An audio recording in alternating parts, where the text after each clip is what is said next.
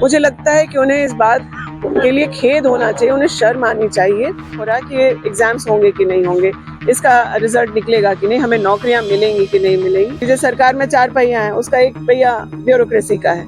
अगर वही पंक्चर रहेगा।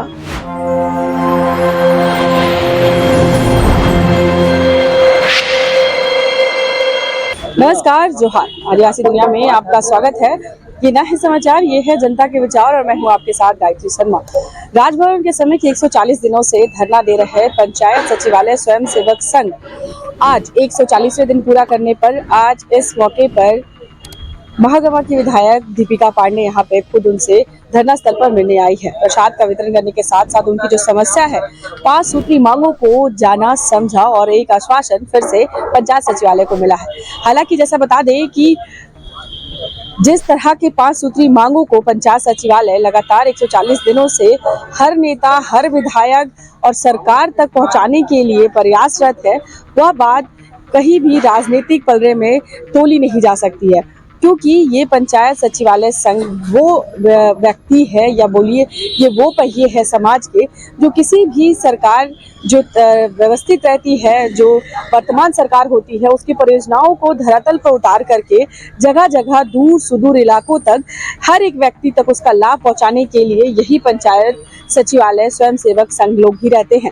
लेकिन 140 दिनों में जो इनकी 5 सूत्री मांगों है, इसमें से एक मांग की प्रतिनिधि मंडल का इनसे आकर मिलना राज्य सरकार की तरफ से आके मिले, ये शायद अभी तक पूरी नहीं हुई है और आगे कब पूरी होती है यह भी बड़ा सवाल है। अब देखना यह है कि महागमा की विधायक स्वयं चल करके आज इनकी बातों को सुन रही है, इनकी दर्द पीड़ा को समझ रही है। उन्होंने कहा है कि हम इस बात को फिर से उठाएंगे, लगातार हम प्रयास कर रहे हैं कि पंचायत सचिवालय स्वयं सेवक की जो मांगे हैं उसे सुनी जाए और वो मांगे जायज भी है। इन बातों को हम दीपिका पांडे के मुंह से सुन के आ रहे हैं। चलिए हम आपको भी उनको सुनाते हैं, लेकिन कमेंट सेक्शन में ये जरूर बताइए कि आखिर 140 दिन में कोई भी राज्य सरकार के प्रतिनिधि मंडल इनसे मिलने क्यों नहीं आए।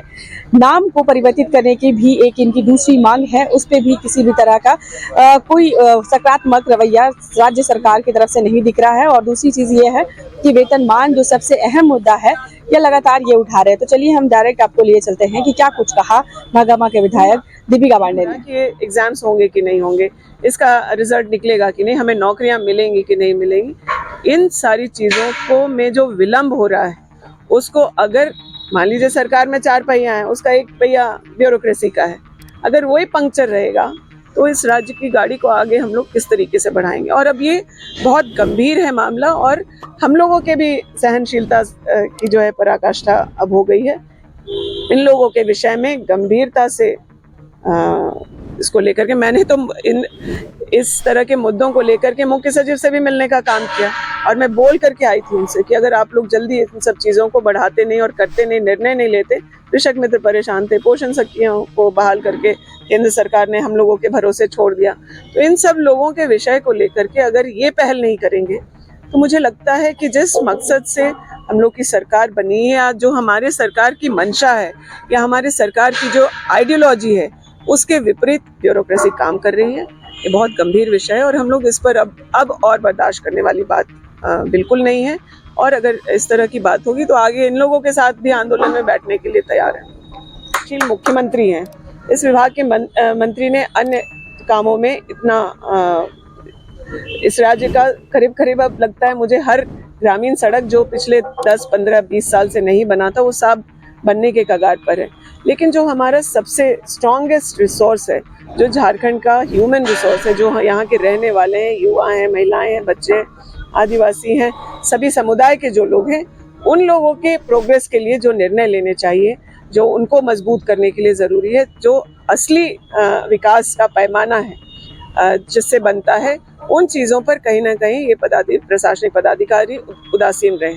मुझे लगता है कि उन्हें इस बात के लिए खेद होना चाहिए, उन्हें शर्म आनी चाहिए कि आप कोई निर्देश आपको मिलता है अगर जनप्रतिनिधियों से, राज्य के मुखिया से, ऐसी कागजें बन रही हैं जो कहीं ना कहीं बच्चे लेकर के कोर्ट दौड़ रहे हैं। उन्हें इस बात का दुख होना चाहिए, उन्हें इस बात की शर्मिंदगी होनी चाहिए। लेकिन मुझे लगता है कहीं उस बात को हम लोग एक के बाद एक ऐसी बातें होती रही हैं जिसपे हम लोग ये देख रहे हैं कि उन्हें जो अपने में सुधार लाना चाहिए वो नहीं हो रहा है।